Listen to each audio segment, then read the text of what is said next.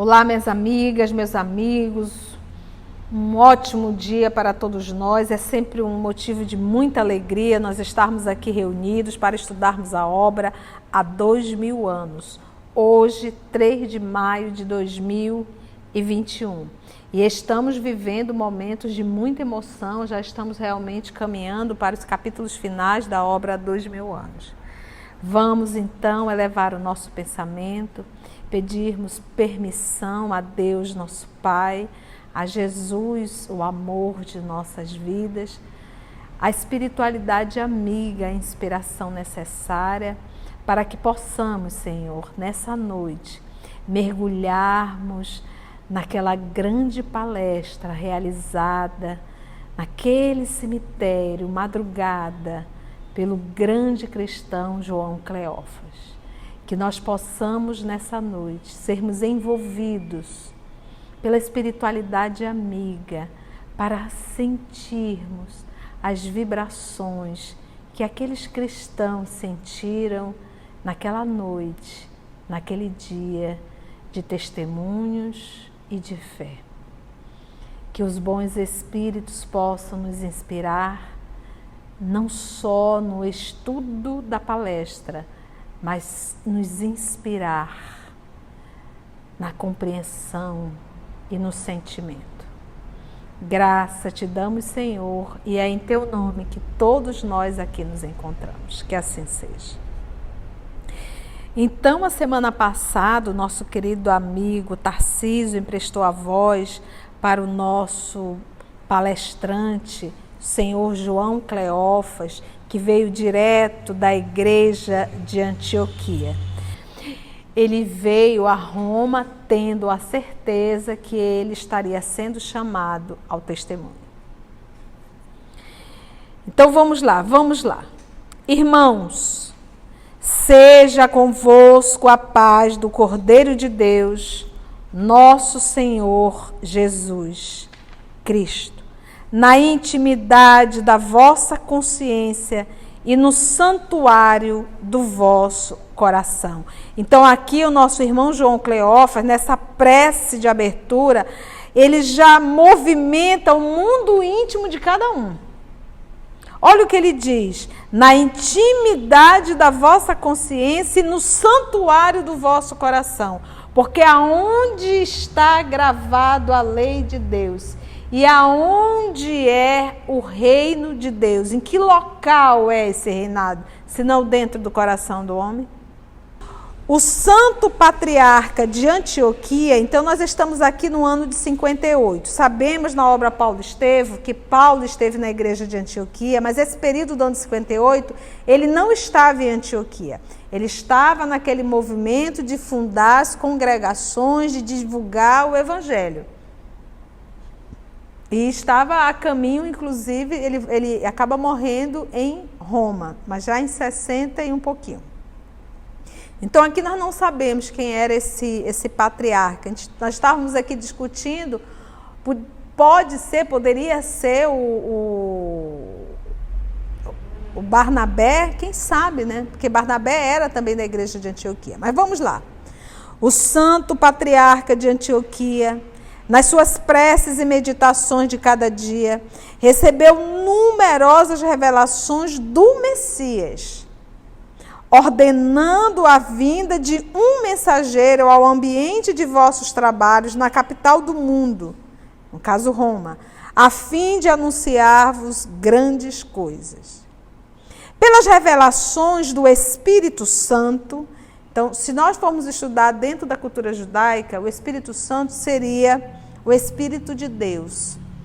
Dentro da comunidade cristã, eu acredito que eles chamam de Espírito Santo esses espíritos nobres. Mas ele diz assim, ó, pelas revelações do Espírito Santo, os cristãos desta cidade de Roma, desta cidade impiedosa, foram escolhidos pelo Cordeiro. Então não é Jesus, mas alguém dizendo que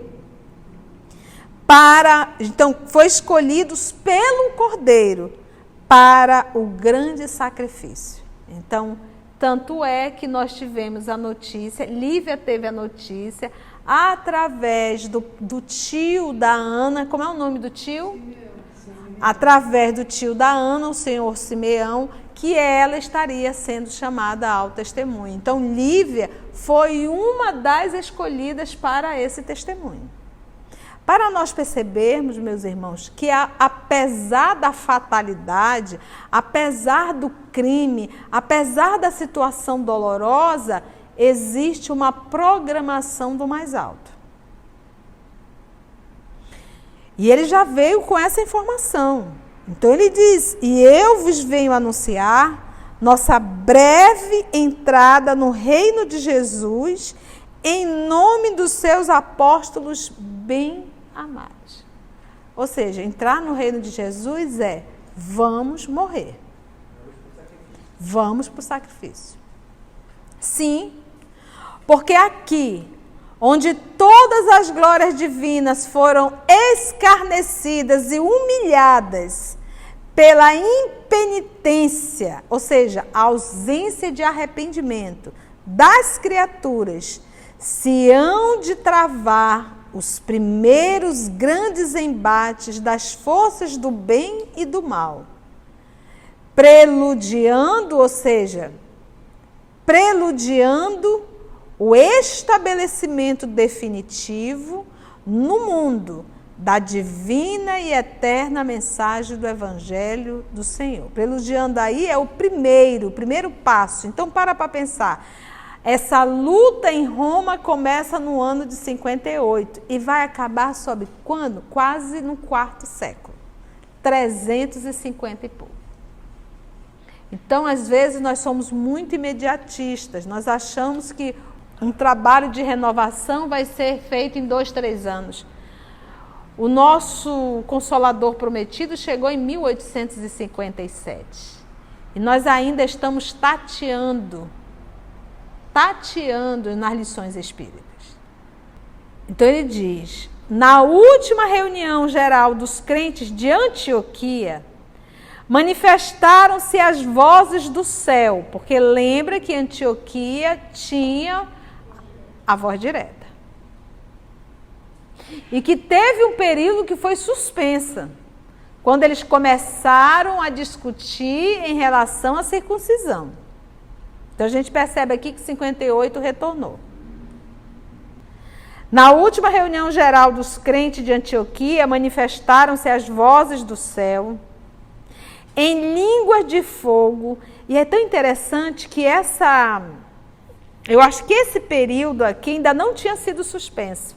Porque o Paulo, ele também recebe, ele estava em viagens, ele também recebe recado da igreja de Antioquia que ele estaria sendo chamado ao testemunho, justamente em Roma. Então, Paulo também foi um dos escolhidos. Olha que interessante. Mas vamos lá. Na última reunião geral dos crentes de Antioquia, manifestaram-se as vozes do céu em línguas de fogo.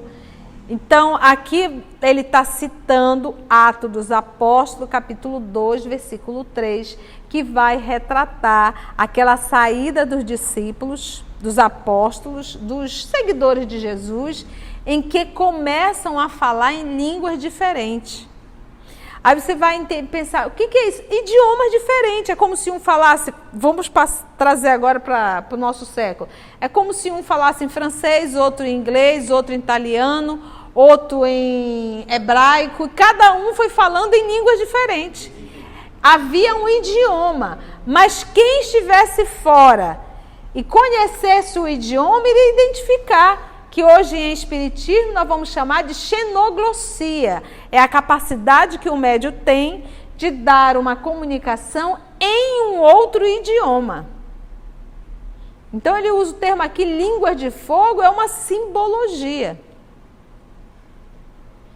Só que aqui no caso ele diz vozes do céu, em línguas de fogo, como aconteceu nos dias gloriosos do cenáculo dos apóstolos, depois da divina ressurreição do nosso Salvador.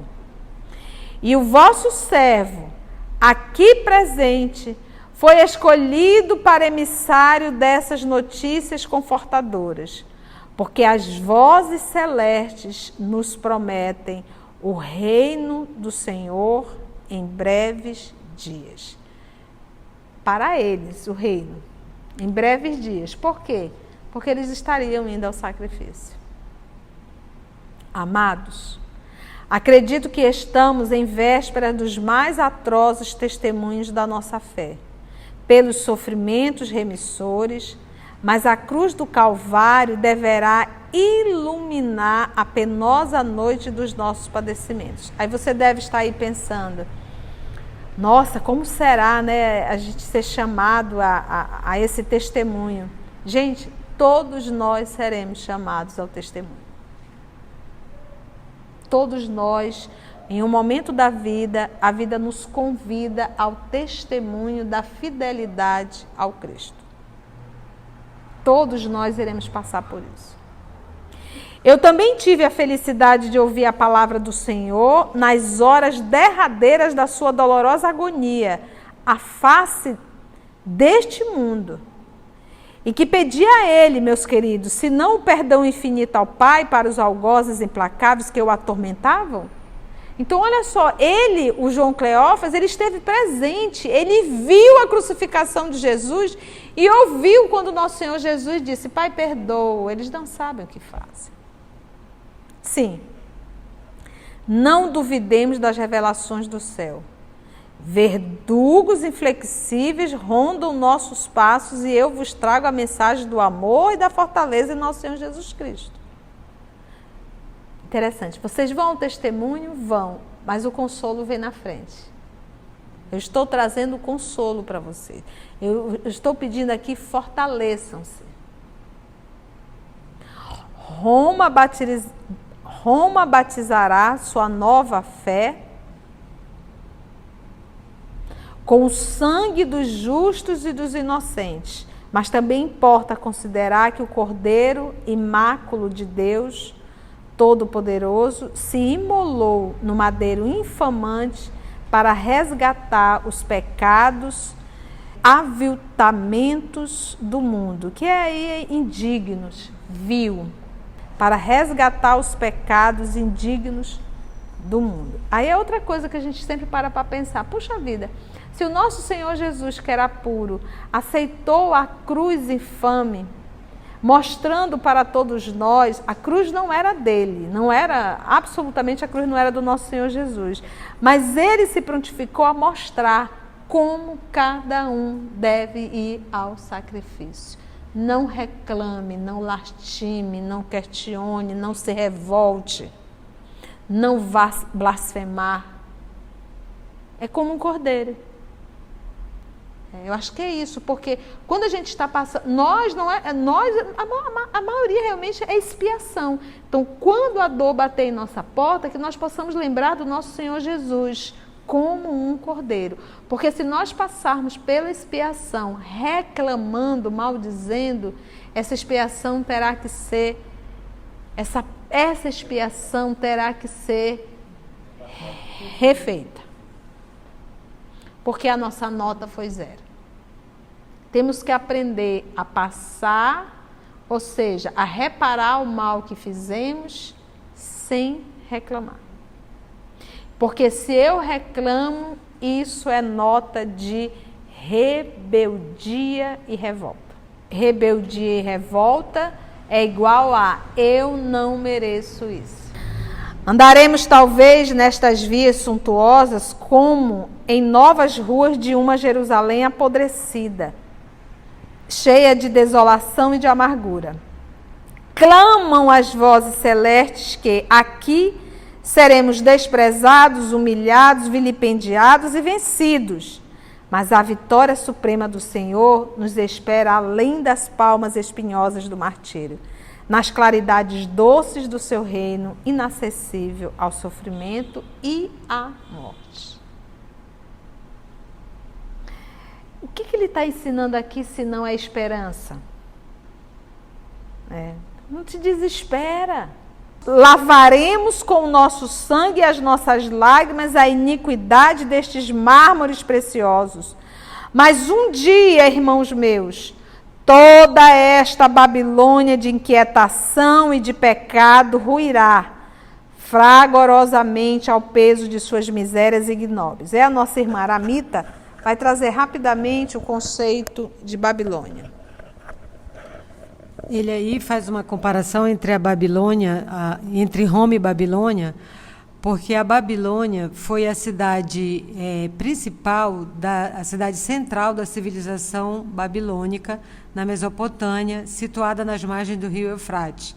E as ruínas dela se encontram hoje na cidade de Hila, que é no Iraque. E ela foi uma grande potência no século XVIII a.C., e ela foi a capital principal da Mesopotâmia, e ela foi a maior cidade do mundo naquela época. E ela ruiu e subiu Roma. Ele está comparando que ela também ruirá. Porque na então capital era um comércio maravilhoso, uma arquitetura belíssima, um número muito grande, tá? E tem os jardins, né, como lembrou aqui o nosso Tarciso, os jardins suspensos. Então você percebe que existia assim, muita exuberância, mas tal qual Roma. Um furacão destruidor derrubará os falsos ídolos e confundirá as pretensiosas mentiras dos seus altares. Tormentas dolorosas do extermínio do tempo farão chover sobre este império poderoso as ruínas da pobreza e do mais triste esquecimento. E o que? Cadê o Império Romano? Passou. Só ruínas.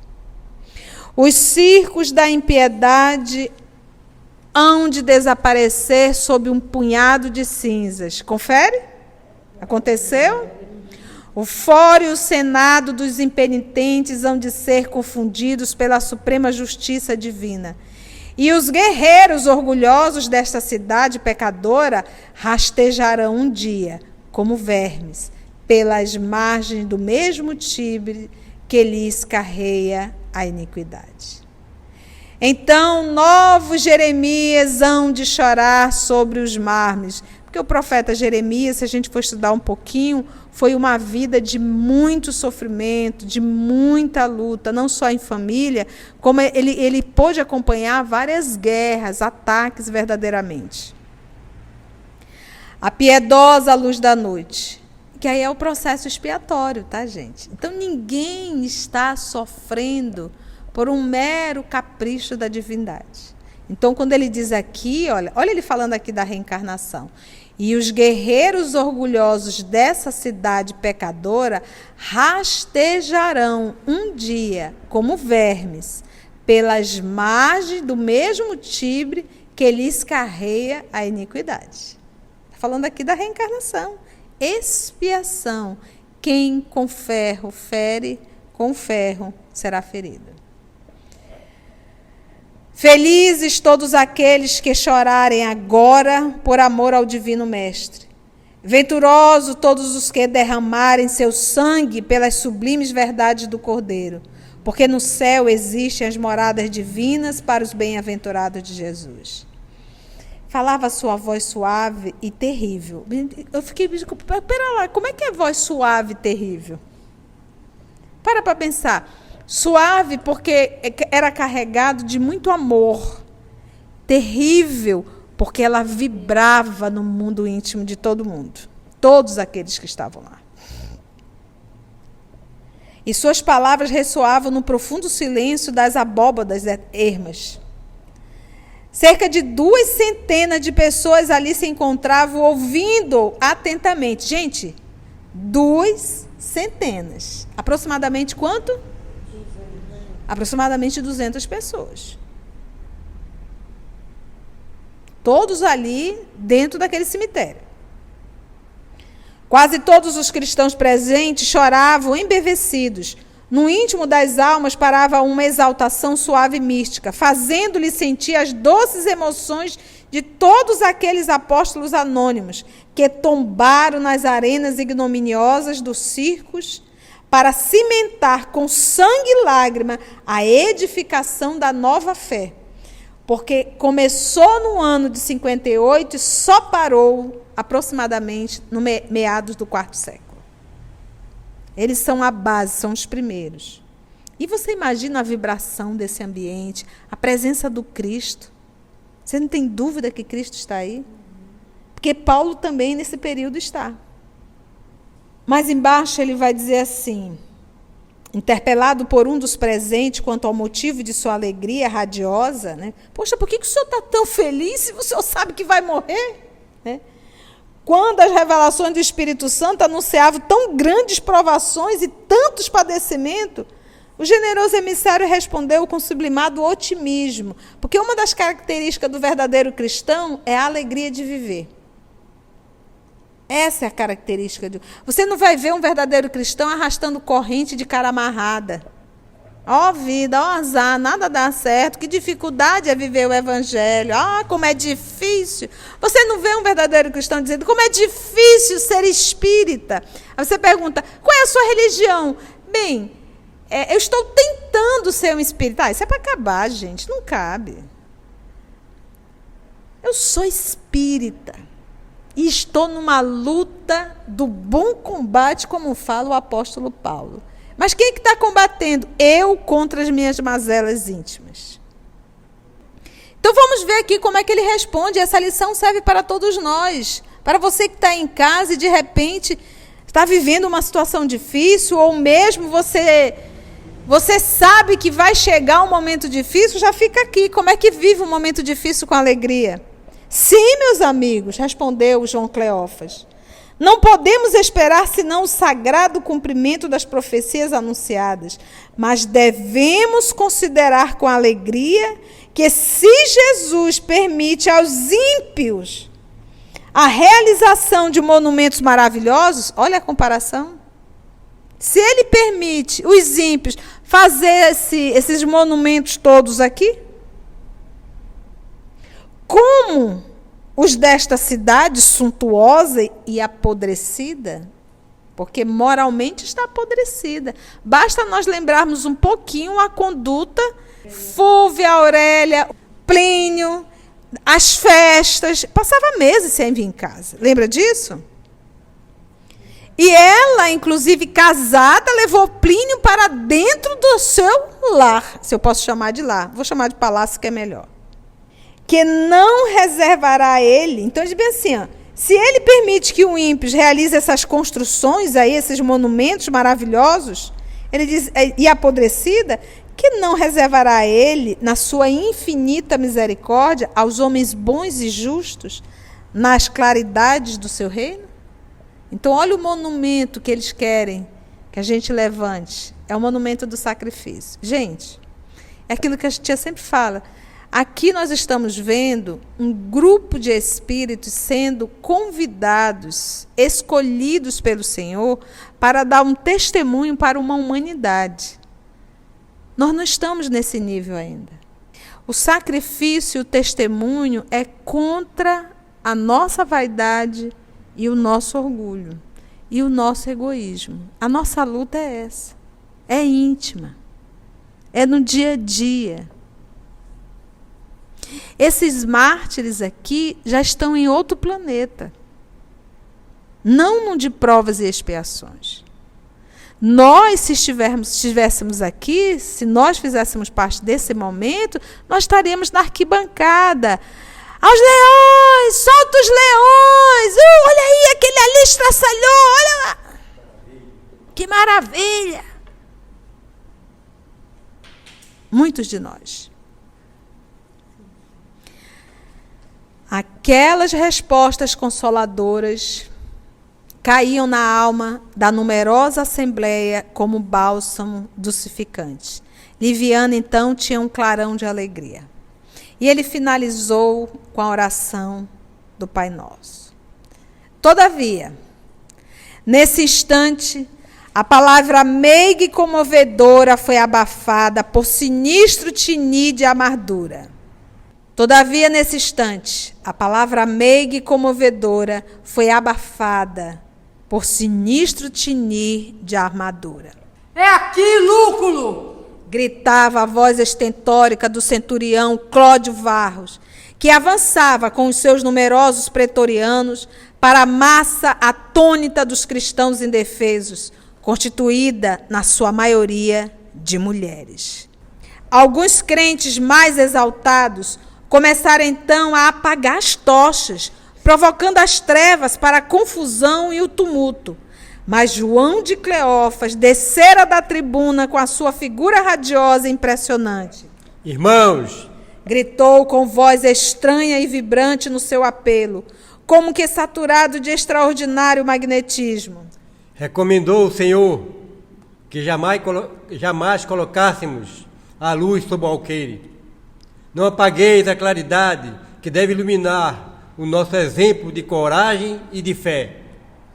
A esse tempo, os 2 centuriões presentes já haviam articulado as suas forças em comum, organizando os 50 homens que tinham vindo sob suas ordens para a hipótese de uma resistência. Viu-se, então, o apóstolo de Antioquia caminhar com desassombro sobre o pasmo silencioso dos presentes, dirigindo-se a Lúculo Quintílios, estendendo-lhe os braços pacificamente e solicitando com empenho. Centurião, cumpre a tua tarefa sem receio, porque eu não vim a Roma, senão para as glórias do sacrifício. O representante do império não se comoveu com essas palavras e, depois de empunhar ao rosto do missionário os copos de sua espada, em 2 tempos amarrou-lhe os braços, impossibilitando-lhe os movimentos. A nossa querida irmã Poliana, responsável pela edição, estará colocando aí a espada, em que vai estar sinalizando o que é o copo da espada, que é justamente aquele local onde o soldado pega, e aquele copo é que envolve a mão. Então foi com esse copo da espada que ele ali bateu no rosto do nosso querido João de Cleófas. Confira aí no nosso slide. Em 2 tempos, amarrou-lhe os braços, impossibilitando-lhe os movimentos. 2 jovens crentes, dando largas ao seu temperamento ardoroso e sincero, revoltados com a crueldade, desembainharam as armas, que reluziram a claridade pálida daquele interior de penumbra, avançando para os soldados num gesto supremo de defesa e resistência. Mas João de Cleófas advertiu ainda uma vez, com a sua palavra magnética e profunda: Meus filhos, não repitais neste recinto a cena dolorosa da prisão do Messias. Lembrai-vos de Malco e guardai a vossa espada na bainha, porque os que ferem com o ferro serão feridos. Estão lembrando aqui exatamente da atitude de Pedro, a cortar a orelha de Malco. Houve, então, na Assembleia, um movimento de quietude e de assombro. A coragem serena do apóstolo contagiara todos os corações. Nos grandes momentos da vida, há sempre uma vibração espiritual que flui de outros mundos para conforto dos míseros viajores da jornada terrestre. Observou-se, desse modo, o inaudito e inesperado. Todos os presentes imitaram o apóstolo valoroso, entregando os braços inermes para o sacrifício. Está vendo? O exemplo arrasta. No seu doloroso momento, Lívia enchera-se de uma coragem que nunca havia possuído. Diante da sua figura nobre e da sua indumentária de patrícia, Detiveram-se longamente os olhares significativos dos verdugos. Naquela assembleia, era ela a única mulher que ostentava as insígnias, as marcas do patriciado romano. Cláudio Varros cumpria sua tarefa algo respeitoso e, daí a minutos, a pesada caravana estava a caminho da prisão, dentro das sombras espessas da meia-noite.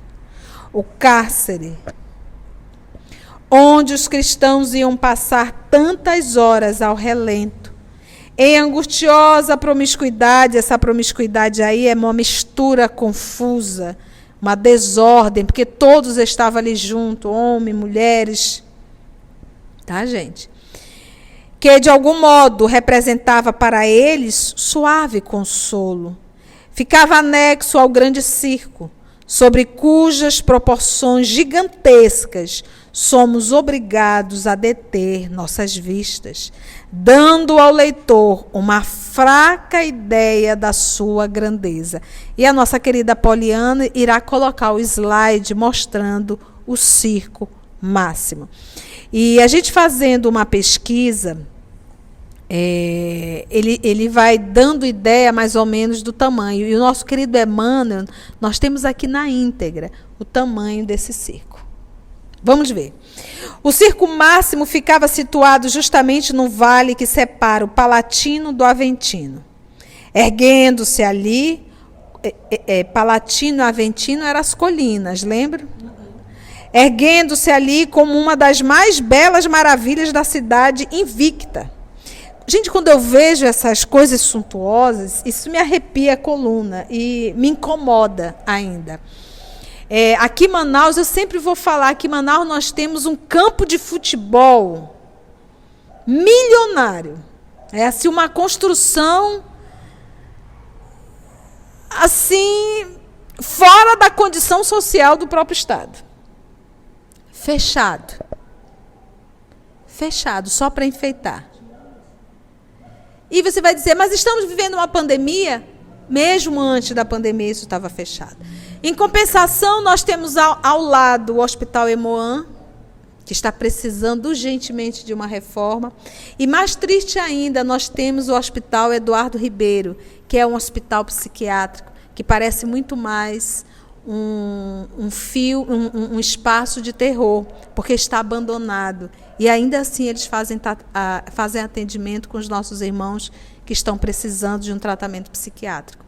Então, isso mostra os valores de uma sociedade. A gente está estudando aqui o circo máximo, a gente está estudando uma condição romana, mas os nossos valores sociais ainda são os mesmos. A gente valoriza ainda essas construções colossais que não servem para nada, para diversão.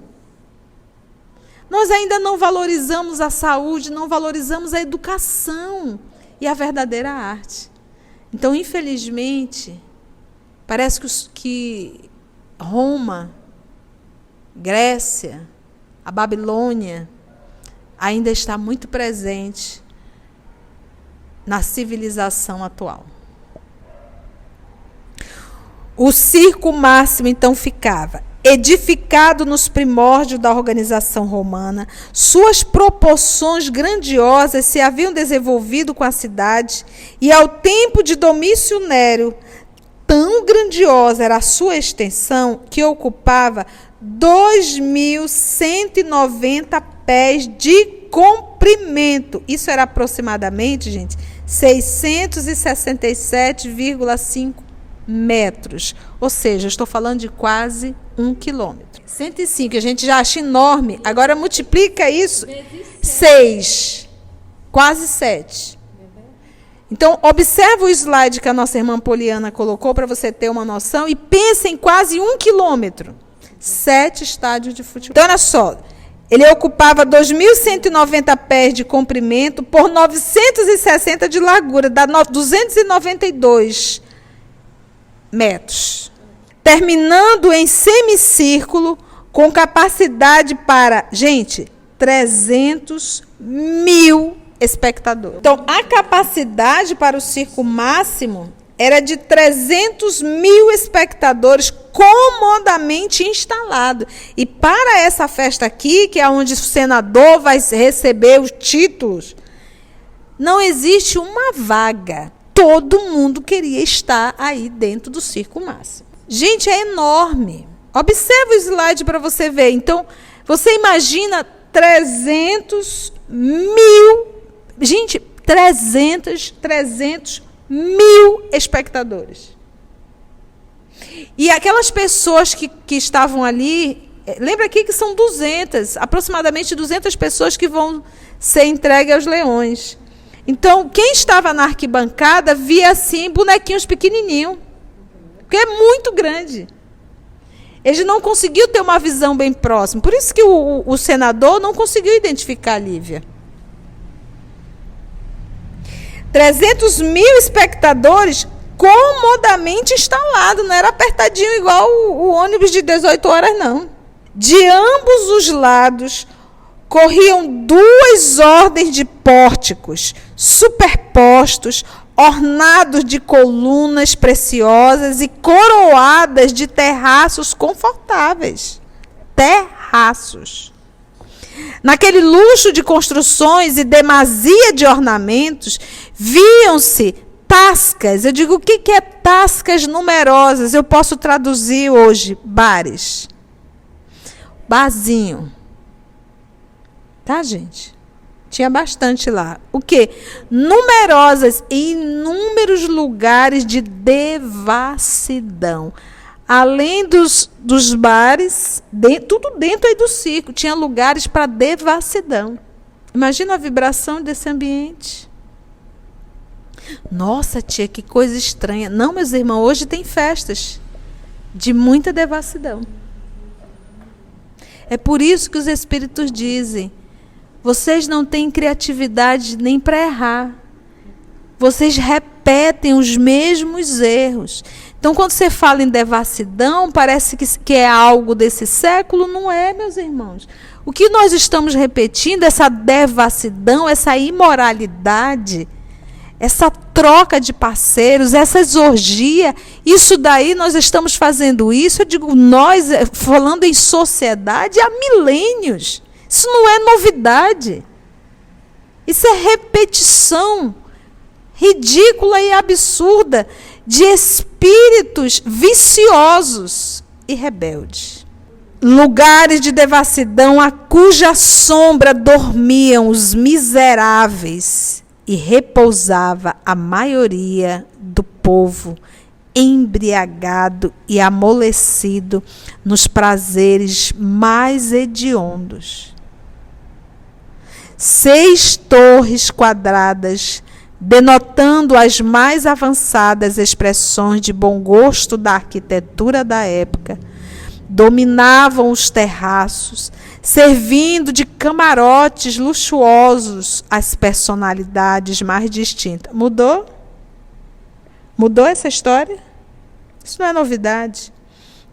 Nos espetáculos de grande gala, largos bancos de pedra, dispostos em anfiteatro, corriam por 3 lados, localizando-se em seguida, em linha reta, o espaço ocupado pelos cárceres, de onde saíam os cavalos e carros, bem como escravos e prisioneiros, feras e gladiadores, para os divertimentos preferidos da sociedade romana. Mudou?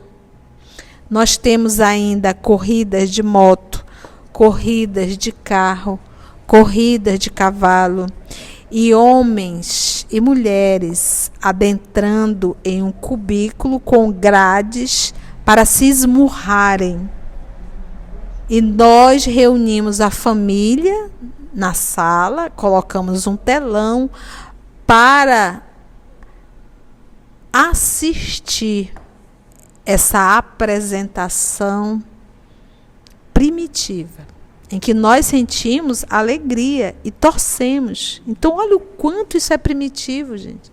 Eu fico horrorizada de ver as pessoas se reunindo para assistir o UFC. Que é o que é isso? Pessoas se matando, pessoas se batendo.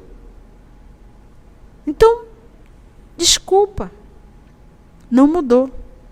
Por que, tia, que você está falando assim para mostrar que nós repetimos os nossos erros milenarmente? Nós estamos lendo uma obra do ano de 58. E a tia está fazendo um link com as nossas atitudes da sociedade de 2021. Só mudou o cenário. Cenas do próximo capítulo. Vamos então, meus amigos, fazer a nossa prece de encerramento. Amado Mestre, ao estudarmos a obra há 2000 anos, conhecendo através das mãos abençoadas de Francisco Cândido Xavier e do Espírito Evangelizador, o nosso Emmanuel, que nos traz, materializa através do livro as particularidades de uma sociedade romana. E dói nossa alma em constatar que nada mudou. Como é lento, Senhor, a nossa vontade. Quanta rebeldia da sociedade. Ainda temos políticos interesseiros, sociedade avarenta, grupos que valorizam muito mais os prazeres do que a consciência tranquila. O dinheiro colocado em primeiro lugar e não o humano. Constatando tudo isso, Senhor, identificamos a paciência divina, o amor divino e a tua dedicação incansável para os teus irmãos aqui na terra que insistem em errar, em sofrer. Amado Mestre, nós estamos aqui ouvindo o teu Evangelho, estudando à luz da doutrina espírita, que nós possamos, Senhor, nos esforçarmos para superarmos as feridas pútridas de condutas imorais. Dai-nos força, Senhor, para levantarmos para o bom combate, superando a vaidade, superando o orgulho, superando o egoísmo, superando os prazeres e desenvolvendo, sim, o sentimento, o amor, a paz, o teu reino em nosso mundo íntimo. Obrigada, amor de nossa vida. Obrigada, amigos espirituais aqui presentes que conduziram o nosso trabalho. Dai-nos força, Senhor. Dai-nos coragem para esse bom combate. Que assim seja.